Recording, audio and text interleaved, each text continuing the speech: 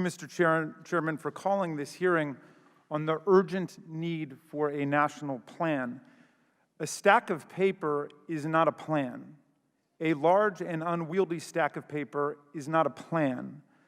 A plan is a comprehensive and coordinated strategy for victory, and we haven't seen anything like a plan. No one has shown us anything. Blaming other countries is not a plan. Blaming China is not a plan. Blaming China is not even a good excuse for the lethal incompetence and disinformation of President Trump. China's early cover-up of the disease only deepens the responsibility and complicity of President Trump, who on 37 different occasions, as I've demonstrated by submissions to this committee, defended and excused and praised the Chinese government and President Xi. A plan is a plan, and we haven't heard what the plan is, and this is what has bedeviled us from the beginning. Mr. Chairman, we've got 4.4 million cases. We lead the world in case count. We lead the world in death count. More than 153,000 Americans are dead right now.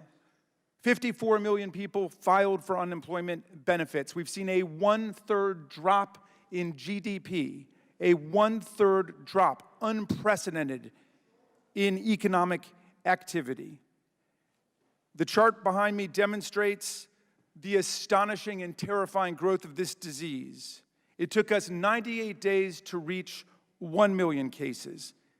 It took us 44 days to reach 2 million cases. It took 26 days to reach 3 million cases, and it took us only 15 days to reach 4 million cases. Director Redfield, when do you estimate we're going to get to 5 million cases? What's next? Thank you, Congressman. I think one thing I've learned about this virus is it's not predictable.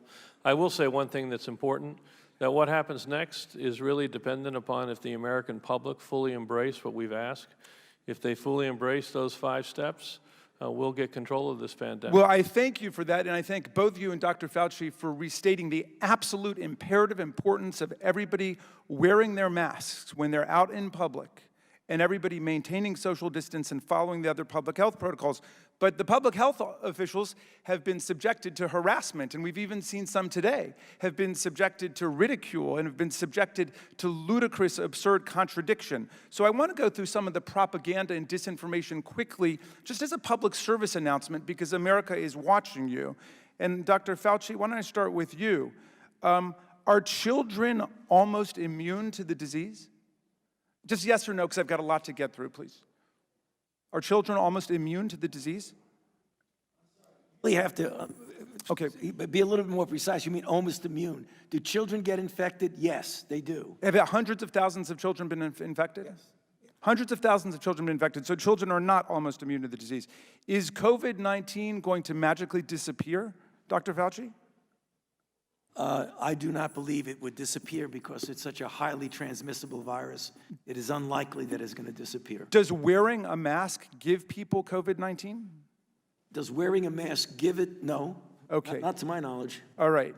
Is COVID-19 a hoax? No. Should people take hydroxychloroquine as a cure for COVID-19?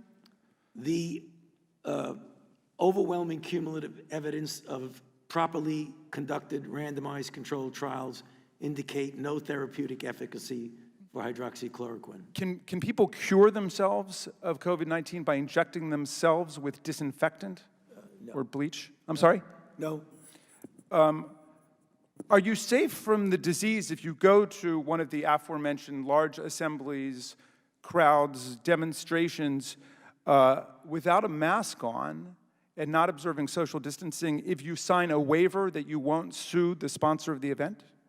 I'm not so sure those things are connected, but I'll repeat what I've said multiple times, that being in a crowd, particularly without a mask, is a risk for acquisition and transmission. Okay, so, but signing a waiver doesn't confer any kind of immunity on you from being infected by the disease? No, of course not. All right. Dr. Fauci,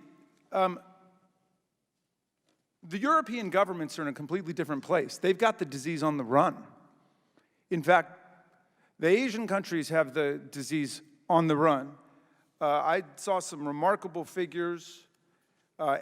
Almost every other country on earth is doing far, far better than the United States, except for Brazil, whose president has followed President Trump's policies. But we have 153,000 dead. Canada, our next door neighbor, has less than 9,000.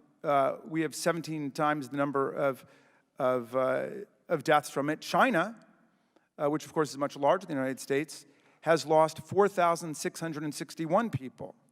We've lost 153,000 people. Our rate of death is 36 times higher than China, and on and on.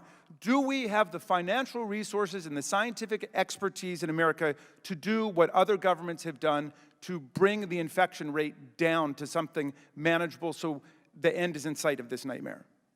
I believe we do have the tools, and certainly there's been a considerable degree of financial investment. So what is the difference?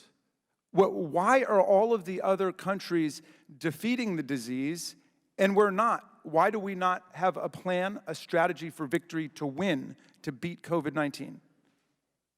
Well, I believe I addressed that in not only my opening statement, but also in response to the question of the congressman.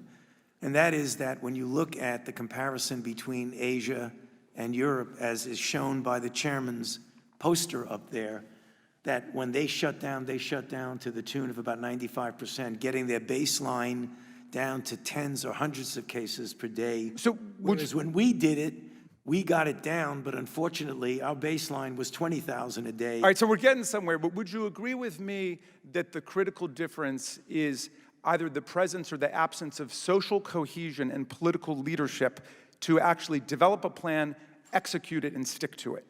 I think there was such a diversity of response in this country from different states that we really did not have a unified bringing everything down. 很快就可以跟朋友再聚，还有家庭聚会、游行、体育盛事和音乐会。